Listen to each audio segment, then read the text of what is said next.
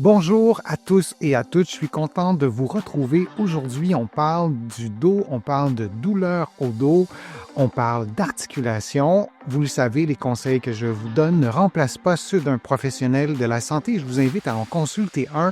Vous allez trouver plusieurs des conseils, des exercices que je vous donne aujourd'hui dans mon livre Plus jamais malade, mon approche globale pour un corps en santé, et on fera aussi des allusions à mon roman Corps étranger, publié aux éditions Stanké.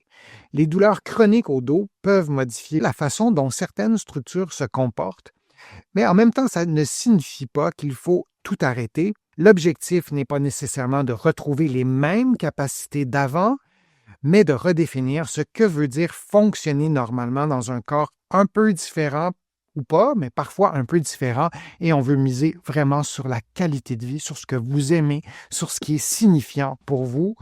Des conseils vraiment tout simples.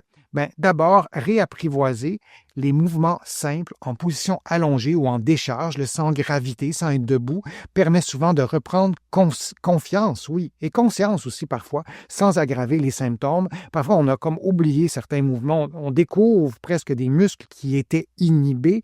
Donc, lorsqu'on fait allongé au sol sur un tapis de yoga, ça peut être une bonne façon de le faire. On me pose souvent la question, je vous ai présenté une vidéo sur le sujet, est-ce que je peux le faire dans mon lit? Oui, vous pouvez faire des exercices dans votre lit. C'est souvent pas l'idéal. Si c'est contre-indiqué, je vais vous le dire dans la vidéo, mais dans bien des cas, oui, c'est possible. Ce sera peut-être un peu moins efficace si vous les faites toujours dans votre lit, mais de commencer dans votre lit, c'est souvent une bonne façon pour faciliter les choses, surtout si, par exemple, c'est difficile pour vous de vous relever du sol, de reprendre en douceur. Si la stratégie, c'est de faire des exercices au lit, oui, c'est possible. Plutôt que d'éviter l'effort, il vaut mieux d'apprendre à le doser, calibrer l'amplitude des mouvements, donc faire des petits mouvements au début, progressivement d'augmenter l'amplitude.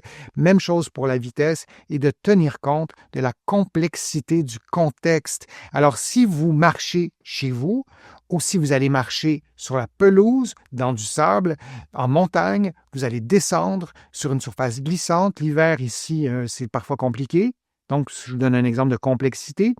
Dans des environnements qui sont mieux contrôlés, ça sera plus facile. Si vous voulez faire du vélo, et c'est possible pour vous de commencer sur un vélo stationnaire, vous pourrez contrôler un peu mieux les paramètres. Vous voyez un peu l'idée, c'est de toujours rendre les choses un peu moins complexes au début, un peu moins long aussi dans la durée, de prendre des pauses et ensuite, très progressivement, au compte-gouttes, un peu comme je vous le disais, pour déjouer, puisque votre corps aurait comme parfois réflexe ou automatisme de déclencher de la douleur.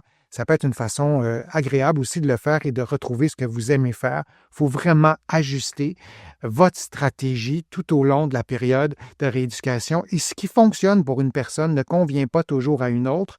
La douleur chronique varie selon votre historique, selon votre histoire médicale, votre santé, votre condition physique, le mode de vie que vous avez et que vous aviez, et aussi le contexte. J'ai mis un amputé, mais chaque amputé est différent aussi.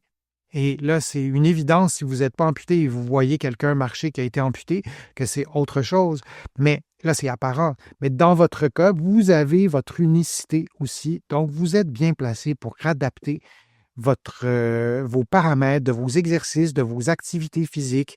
Ça peut juste être monter les escaliers, de paramétrer tout ça aussi, d'y aller moins vite, de prendre des pauses, de faire une répétition aussi. Plutôt que de monter 3 paliers, peut-être monter 3 marches, les descendre, attendre un peu et de répéter ça 10 fois, mais en vous assoyant après chaque fois. C'est un exemple comme ça qui me vient en tête, mais vraiment cette variabilité individuelle ou inter-individuelle, il faut que vous la preniez en compte. C'est vrai pour tout le monde, c'est vrai pour les amputés, mais c'est vrai aussi selon votre histoire médicale, entre autres, et tous les autres paramètres que je viens d'énumérer, que vous voyez en ce moment à l'écran.